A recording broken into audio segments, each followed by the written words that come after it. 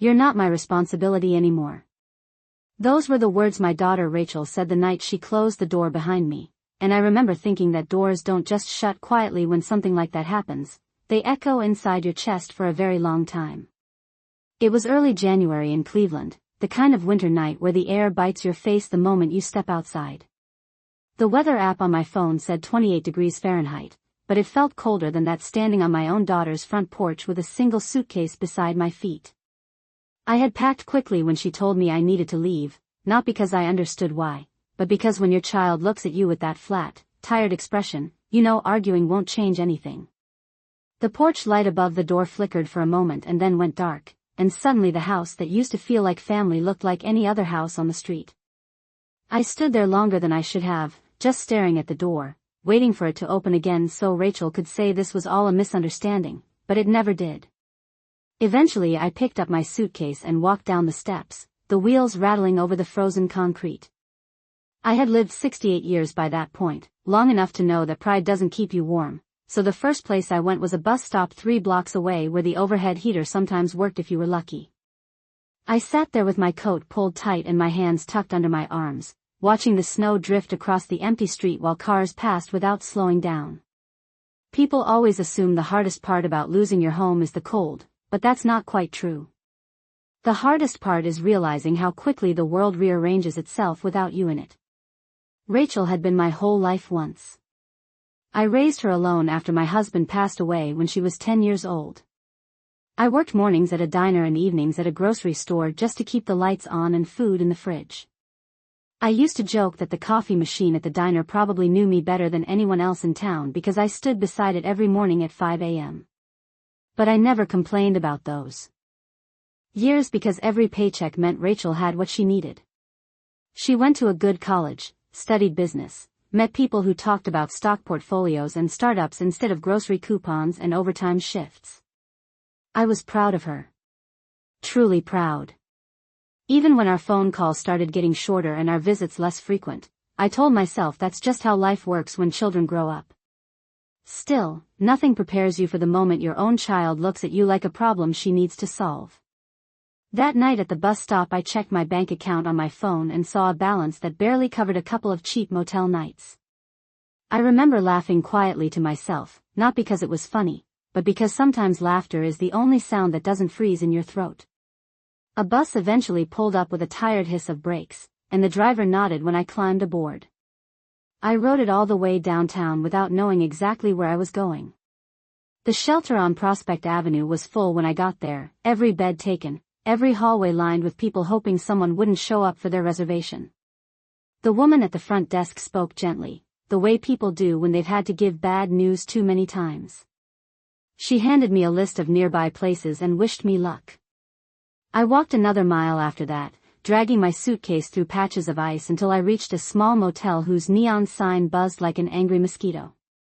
$35 a night for a room with a heater that rattled like it might give up at any moment. I paid for 2 nights and told myself that would be enough time to figure something out. The next morning I walked down the street looking for coffee and saw a flyer taped to a telephone pole outside a clinic. It said volunteers were needed for a medical study. Compensation available. I stood there reading it twice before going inside, mostly because the building was warm and my hands had started to ache from the cold. The waiting room smelled faintly like disinfectant and fresh paper. A young woman behind the counter asked me a few questions and then handed me a clipboard with forms to fill out. When she mentioned they were researching unusual immune responses, I didn't think much of it. I'd always been healthy for my age, rarely caught colds, rarely got sick. To me it sounded like a simple way to earn a little money. They took a few vials of blood and thanked me for helping with their study. The payment wasn't enormous, but it was enough to cover another couple of nights at the motel and maybe a decent meal that wasn't from a vending machine.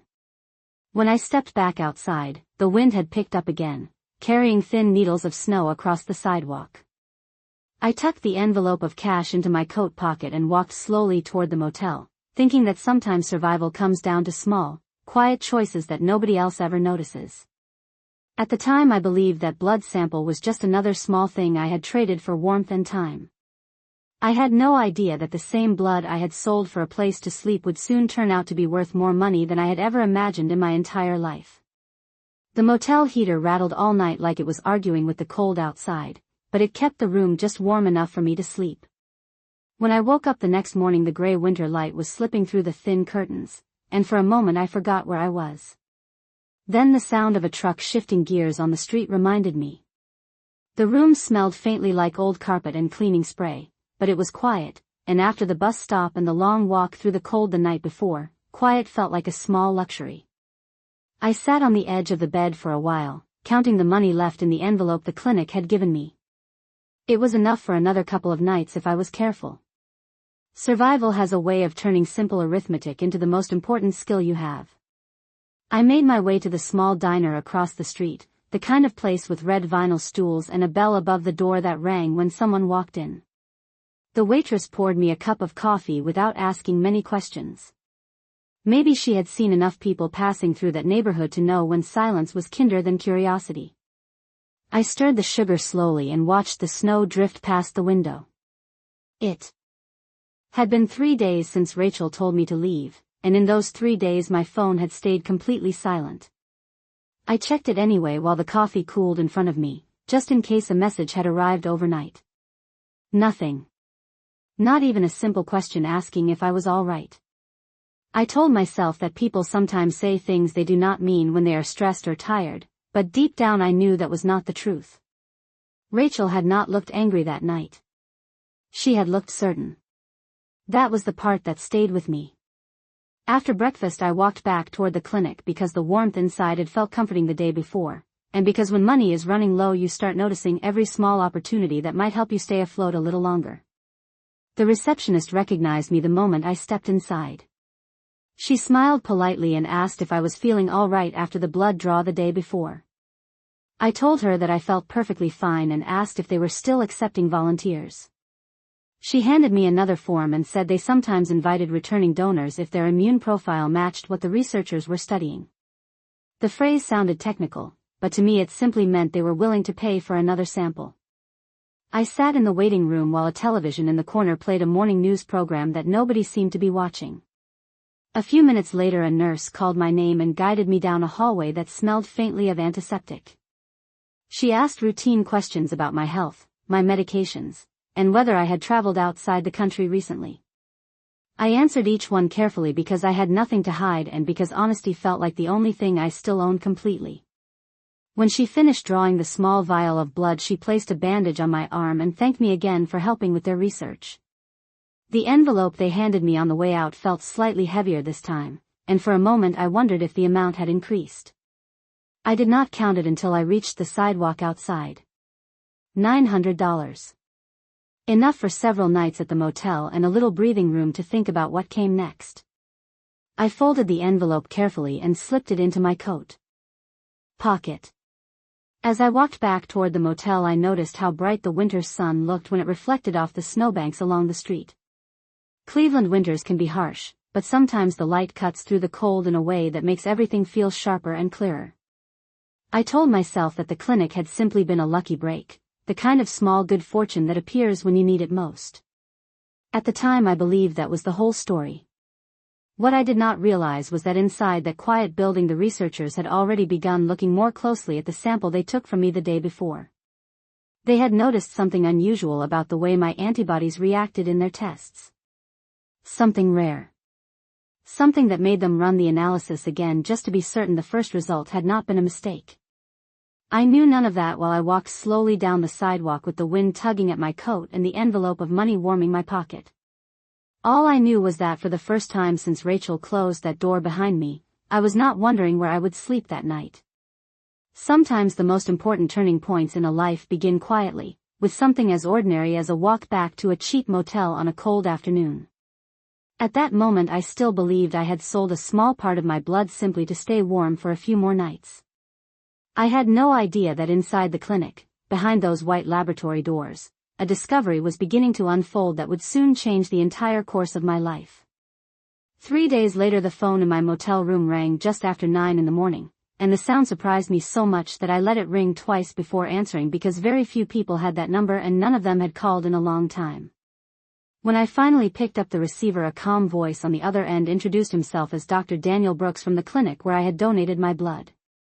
For a moment I thought perhaps there had been a problem with the test results or that they needed me to sign another form, but his tone was careful in a way that made me sit down slowly on the edge of the bed. He asked if I had a few minutes to talk and whether I was feeling well after the donation earlier that week. I told him that I felt perfectly fine and that the clinic had been very kind to me. There was a brief pause before he explained that the research team had been reviewing the samples collected from volunteers and that something unusual had appeared in the analysis of mine. I remember looking down at the small bandage still on my arm and thinking that unusual was not a word doctors used casually. He explained that my immune system appeared to produce a very rare type of antibody response, something that reacted strongly to a disease they were studying in the laboratory. I did not understand most of the scientific terms he mentioned, but I understood the way his voice slowed slightly as if he was choosing each word carefully. He asked if I would be willing to return to the clinic later that afternoon so they could repeat the test and run additional screenings. He assured me that the clinic would compensate me for the visit and that the appointment would not take more than an hour. I told him that I could come in, and after we hung up I sat quietly for a few minutes letting the information settle in my mind. My first thought was practical. If they were willing to pay again, it would extend my stay at the motel a little longer. But beneath that simple calculation there was another feeling I could not quite name. Curiosity perhaps, or the faint sense that something larger was moving quietly in the background of my life. The clinic was only a 15-minute walk away, so I left the motel early, the winter air sharp but bright under a pale afternoon sun. When I arrived, the receptionist greeted me with the same polite smile as before, but there was a slight difference in the way she spoke, as if she had been told to expect me.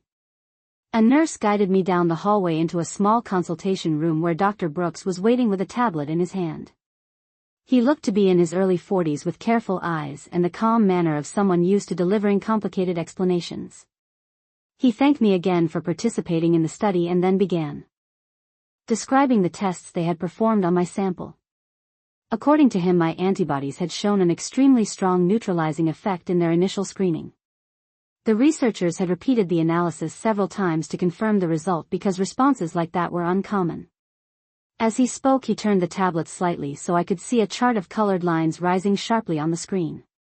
I did not pretend to understand the science, but I could see that the lines connected to my sample stood far above the others. He explained that the laboratory was studying a rare autoimmune condition and that antibodies like mine might help scientists understand how to design new treatments. When he asked if they could take another small sample to confirm the findings, I agreed without hesitation. The nurse returned with a tray of sterile equipment and worked with practiced efficiency while Dr. Brooks continued speaking about the importance of research volunteers. I listened quietly, partly because I did not have many questions and partly because the calm rhythm of his voice felt reassuring. After the second sample was collected, he thanked me again and handed me another envelope containing compensation for my time. This one was slightly thicker than the others. Before I left, he mentioned that their team might reach out again after the new tests were completed. As I stepped back outside the clinic, the sky had begun to dim toward evening and the streetlights flickered on one by one along the sidewalk. I walked slowly toward the motel with the envelope in my pocket and a strange thought lingering in my mind. For most of my life I had believed that the value of a person came from the work they did and the sacrifices they made for family. Yet now a group of scientists seemed interested in something much smaller and far more invisible, something that existed quietly inside my blood without my knowledge. At that moment I still believed the clinic simply needed another sample for their research. I had no reason to imagine that the discovery unfolding in their laboratory would soon reveal that the antibodies flowing through my veins were far more significant than anyone had first expected. I returned to the motel that evening with the envelope in my coat pocket and a quiet feeling that something unusual had begun to unfold, although I still did not know exactly what it meant. The heater in the room hummed steadily as I sat at the small table beside the window and counted the money again, not because I needed to but because it helped me think. Outside, the sky had turned the pale blue color that Cleveland evenings often carry in winter, and the snow on the sidewalk reflected the streetlights in a way that made everything look strangely calm. For the first time since Rachel had closed the door behind me, I was not thinking only about the next place to sleep. Instead, I kept hearing Dr. Brooks explaining that my antibodies were reacting differently from the others in their study. The words themselves were simple, yet they carried a weight that stayed with me. I had spent most of my life believing that nothing about me was particularly rare or unusual. I was a woman who had worked hard, raised a daughter, and tried to do the right thing whenever life gave me a choice. But now a group of scientists seemed interested in something inside me that I had never even known existed. The following morning I woke earlier than usual and walked down to the diner again, the same place with the red vinyl stools and the bell above the door. The waitress recognized me and poured coffee before I even asked. While the steam rose slowly from the cup, I checked my phone again, still half expecting Rachel's name to appear on the screen. There was nothing. I told myself that perhaps it was better that way because explanations can sometimes reopen wounds that are just beginning to close. After breakfast I stepped outside into the cold air and began walking back toward the clinic without really planning to. I told myself I only wanted to ask whether the research team had learned anything new from the second test, but the truth was that curiosity had begun to grow quietly in my mind. When I reached the building, the receptionist greeted me with a slightly surprised expression but invited me to sit for a moment while she contacted Dr. Brooks. A few minutes later he appeared in the hallway and asked if I could come into his office. The room was small and bright with shelves of medical journals stacked neatly against the wall. He sat across from me with a thoughtful look and explained that the laboratory had completed the follow-up analysis on my second blood sample earlier that morning. According to him, the results confirmed what they had suspected.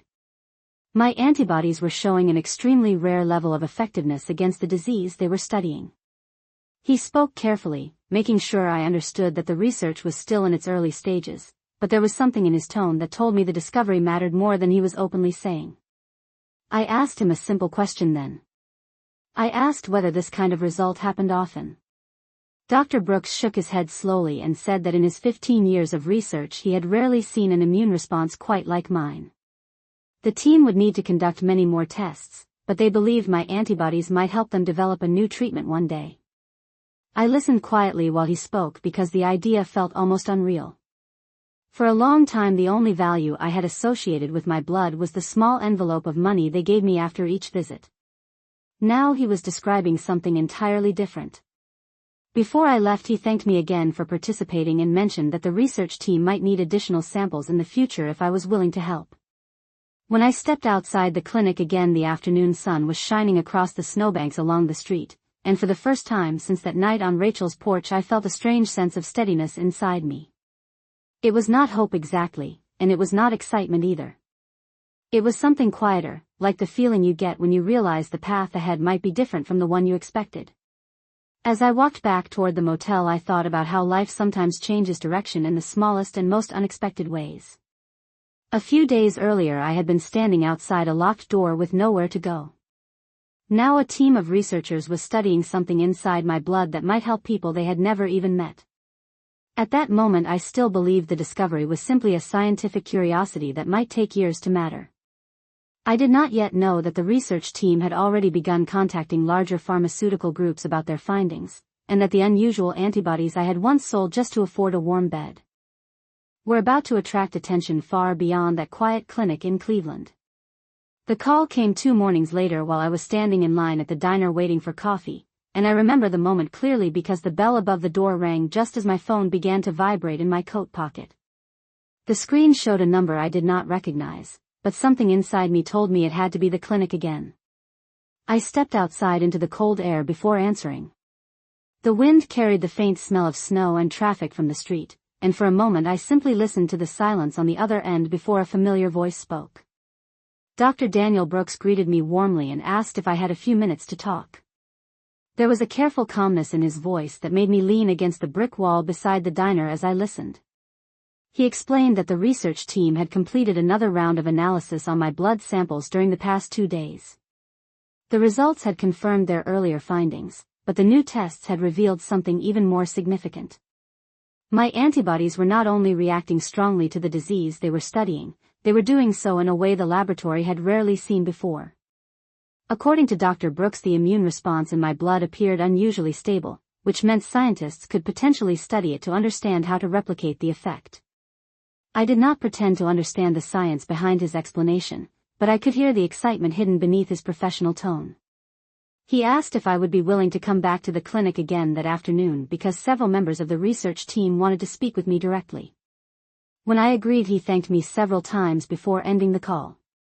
I stood there on the sidewalk for a long moment after the line went quiet, watching the cars pass slowly through the winter traffic.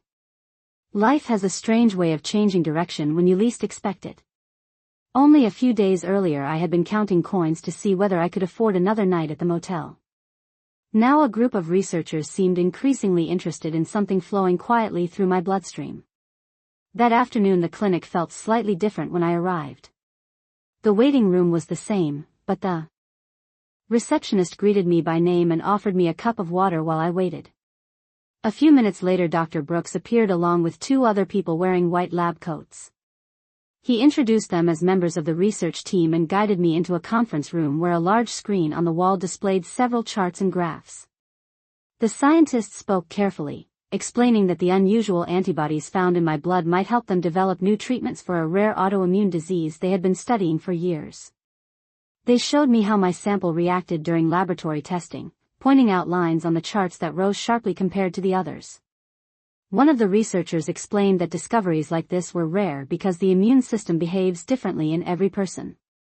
Sometimes a unique response appears by chance, and when it does, scientists study it closely to understand why it happens. I listened quietly because most of the information felt far removed from the ordinary life I had known. Yet there was one moment when the conversation shifted in a way that made everything suddenly clearer. Dr. Brooks explained that if their research continued successfully, the antibodies they were studying might eventually become part of a medical treatment developed by pharmaceutical companies. He emphasized that the process would take time and that many steps still remained before anything could be certain. Still, the implication was clear. Something in my blood had value far beyond the small envelopes of cash I had been receiving after each visit. When the meeting ended, they thanked me again for my willingness to participate and asked whether I would consider continuing as a research donor if the project moved forward. I agreed because at that moment it seemed like the right thing to do. As I walked back toward the motel later that evening, the winter sky above Cleveland had turned deep gray, and the wind moved softly across the quiet streets. I thought about the strange path my life had taken during the past week. Being asked to leave my daughter's house had felt like the end of something important, yet somehow that painful moment had led me here. The clinic lights glowed faintly behind me as I walked away, and I realized that the blood I once sold simply to afford a warm bed was beginning to attract attention from people who believed it might help change the future of medicine.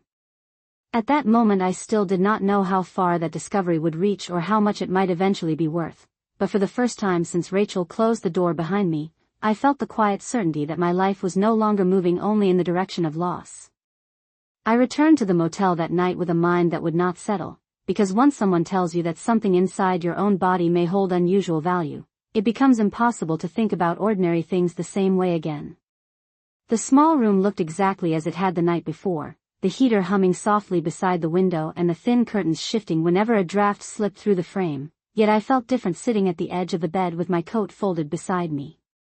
I placed the envelope from the clinic on the table and stared at it for a while, not because I needed the money counted again but because it represented the strange new direction my life had taken in only a few days. A week earlier I had been standing outside my daughter Rachel's house with nowhere to go, wondering how long the winter would last and how long my savings would stretch. Now researchers were studying my blood as if it contained an answer they had been searching for. The following morning I woke before sunrise and walked slowly through the quiet streets toward the diner, noticing how the early light reflected off the snow in a pale silver glow. Cleveland mornings in winter often carry a kind of stillness that makes the city feel suspended between night and day. Inside the diner the same waitress greeted me with a nod and poured coffee into a thick white mug. I sat near the window and watched people hurry past outside with scarves wrapped tightly around their faces, each of them moving through their own small worries without realizing how quickly life can shift direction. While I was finishing my breakfast, my phone vibrated again against the table. This time the number belonged to the clinic. When I answered, Dr. Brooks explained that their team had continued reviewing the laboratory results late into the evening after our meeting the day before. The patterns they were seeing in my antibody response were attracting attention from other researchers working with the same disease. He spoke carefully, but there was no mistaking the excitement beneath his calm voice. Several specialists from a larger medical research network had asked to review the data, and the clinic wanted my permission to share the findings anonymously so the work could continue. I told him he had my permission because if the research truly had the potential to help people suffering from illness, then I saw no reason to refuse. After we ended the call, I sat quietly for a moment thinking about how strange it felt to be asked for permission about something I had never even known existed inside me. For most of my life I had believed that value came from the things a person built or earned through effort, yet here I was being asked to protect something that had always been part of me without my awareness. Later that afternoon I returned to the clinic again, where Dr. Brooks introduced me to a legal coordinator who explained how medical discoveries sometimes move from small research laboratories into larger development programs supported by pharmaceutical companies. She spoke slowly and clearly so I would understand that my role remained voluntary and that any further participation would require my full consent. The discussion was professional and respectful, and throughout the meeting I felt a quiet sense that the researchers genuinely valued the opportunity my blood samples were giving them. When the conversation ended, Dr. Brooks walked me toward the entrance and thanked me once again for helping their work move forward. As I stepped outside into the late afternoon light, I noticed how the wind had softened compared to the harsh cold earlier in the week.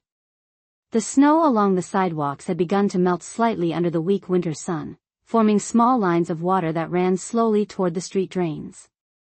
I walked back toward the motel with a steady pace, thinking about the unexpected way my life had changed direction. Being asked to leave Rachel's house had felt like the closing of a door, yet somehow that painful moment had led me to a place where scientists were studying something inside my blood that might one day become part of a medical breakthrough. At that moment I still had no clear idea how valuable those antibodies might eventually become or how far the discovery might travel beyond the walls of that quiet clinic in Cleveland. But I could sense that the story unfolding around me was only beginning and that the blood I once sold simply to afford a warm bed was slowly revealing a significance none of us had fully understood. I began to notice the change about a week later, although at first it appeared in the smallest and quietest ways. The clinic called more frequently, not in a demanding way but with a tone of careful respect, as if they were speaking to someone whose cooperation had suddenly become very important. Dr. Brooks explained during one of those calls that several external research groups had reviewed the early data from my antibody samples and that the response was drawing significant scientific interest. I did not fully understand the technical discussions he described, but I understood the way his voice carried a mix of excitement and responsibility. He said discoveries like this rarely happened without years of searching, and when they did appear, researchers moved carefully to understand every detail. During the following days I returned to the clinic several times, each visit involving another blood sample and another quiet conversation with members of the research team. They were always respectful, always patient when explaining what they could, and I began to realize that the small building on that street in Cleveland had become a place where something much larger was beginning to unfold. Outside the clinic my life remained simple. I still stayed at the same modest motel, still walked to the diner most mornings for coffee and eggs, still watched the winter sky over the city slowly shift from gray to pale blue as the season moved forward. Yet inside the laboratory rooms the atmosphere had begun to change. New equipment appeared on tables that had been empty before. Researchers I had never seen before visited the clinic and introduced themselves politely, asking if I felt comfortable continuing with the study. One afternoon Dr. Brooks invited me into the same conference room where the charts had first been shown to me. This time the screen displayed far more detailed data than before. He explained that the antibodies in my blood were showing a rare pattern of stability during testing, something that made them particularly valuable for further study. He emphasized again that medical research moved slowly and that many steps remained before any treatment could be developed, but the potential was becoming clearer with each new test. As he spoke I realized that the small envelopes of compensation I had received during my first visits had quietly grown larger. The clinic had begun covering the cost of my motel room directly so that I would not have to worry about it. They also arranged transportation whenever they needed me to come in for longer testing sessions. It was not wealth by any means, but it was the first time in many days that I no longer had to count every dollar before deciding whether I could afford dinner. One evening as I returned to the motel the manager stopped me near the office and told me the clinic had prepaid another week of my stay. I thanked him and walked upstairs slowly, thinking about how strange life could be. Only a short time earlier I had stood outside Rachel's house wondering how long I could survive in the cold. Now the same blood I had once sold simply to keep warm had become the subject of serious medical attention. Late that night my phone rang again. This time the caller was not Dr. Brooks but a representative from the research network he had mentioned earlier. She explained that several pharmaceutical research partners had begun reviewing the preliminary findings. They were interested in supporting the development process if the results continued to show promise. Her voice was calm and professional, yet the meaning behind her words was unmistakable. The antibodies in my blood were beginning to attract attention far beyond the walls of that small clinic. After the call ended, I sat by the window in the motel room for a long time watching snow drift slowly through the light of the street lamps outside. I thought about the path my life had taken, about the long years spent working early shifts at the diner, about raising Rachel alone after my husband died, about the moment she had closed that door behind me. None of those memories had prepared me for the possibility that something inside my own body could hold a value that scientists and medical companies might one day consider extraordinary. At that moment the research was still continuing, the future still uncertain, but one truth had become impossible to ignore. The antibodies I had once traded for a single warm night were now being studied as something that might change lives far beyond my own, and the quiet discovery unfolding in those laboratory rooms was beginning to move toward a scale that none of us had fully imagined. The first sign that the world outside the clinic had begun to notice came on a quiet Thursday afternoon when Dr. Brooks asked me to return for what he called an important discussion. By then I had grown used to the routine of walking from the motel to the clinic through the cold Cleveland air, passing the same row of storefronts and the same bus stop where I had once spent that freezing night after Rachel told me to leave. The snow along the sidewalks had started to melt in patches, leaving narrow streams of water that reflected the pale winter sunlight. When I arrived, the atmosphere inside the clinic felt more focused than usual. The receptionist greeted me warmly, but there was a sense of quiet anticipation in the way the staff moved through the hallway. Dr. Brooks met me near the entrance and led me again to the conference room. This time there were several people already seated at the table, including the legal coordinator I had met earlier and two representatives from the larger research network that had begun reviewing the data from my blood samples. They introduced themselves politely and thanked me for taking the time to meet with them. The conversation that followed was careful and deliberate. One of the representatives explained that the stability and effectiveness of the antibodies found in my blood had now been confirmed through multiple independent analyses. The results had been shared with several pharmaceutical research groups that specialized in treatments for autoimmune diseases. According to their preliminary evaluations, the antibody response discovered in my samples had the potential to become the foundation for a new type of therapy if further testing continued to show the same results. I listened quietly as they spoke, trying to absorb the meaning behind their words. For most of my life I had never imagined sitting in a room where scientists and researchers discussed something inside my own body as if it were a rare discovery. Yet the tone of the meeting was not dramatic or exaggerated. It was calm and professional, focused on explaining the next steps that might follow if the research continued successfully. The legal coordinator then described how discoveries like this sometimes moved into a formal development process. If pharmaceutical companies decided to invest in further research, agreements would need to be created to protect the rights of the individual whose biological material had made the discovery possible. She emphasized that I would have complete control over whether to participate in any future development and that no decisions needed to be made immediately. The most important thing, she explained, was ensuring that I fully understood my rights before the research moved forward. I appreciated the way she spoke clearly without rushing through the details. During the discussion I learned something that surprised me more than anything else that day. Several companies had already expressed interest in supporting the next stage of research.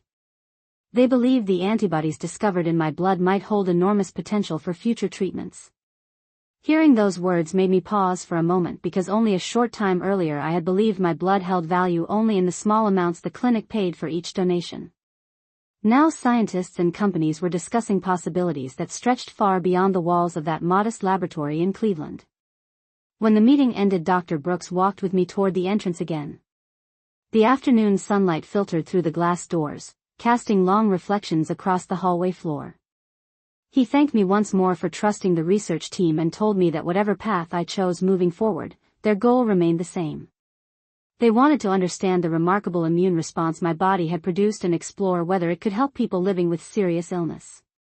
As I stepped outside the building, the cold air felt sharper than usual against my face. I stood on the sidewalk for a moment watching the traffic move slowly down the street. Life had changed in ways I could never have predicted.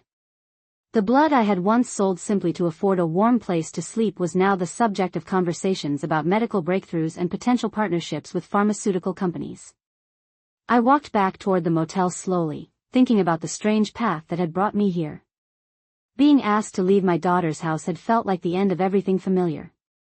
Yet somehow that painful moment had opened a door into a future where something hidden inside my own bloodstream might one day change. The lives of people I would never meet. And as I reached the motel entrance that evening, one realization settled clearly in my mind. The discovery unfolding around me was no longer just a scientific curiosity. It was becoming something much larger, something that the world beyond Cleveland was beginning to recognize.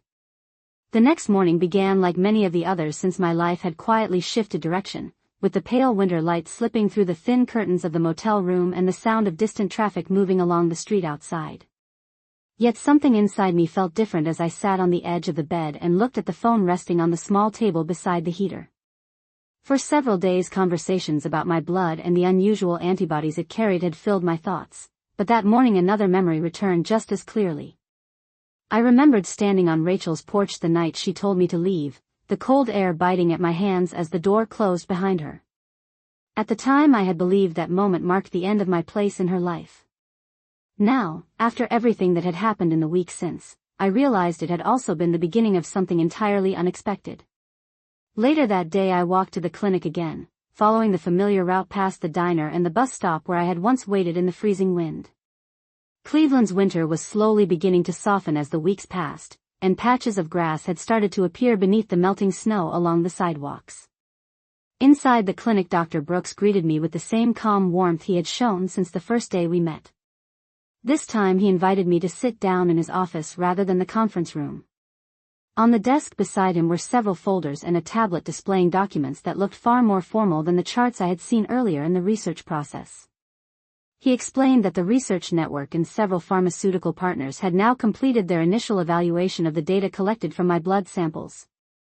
The conclusion they had reached was remarkable.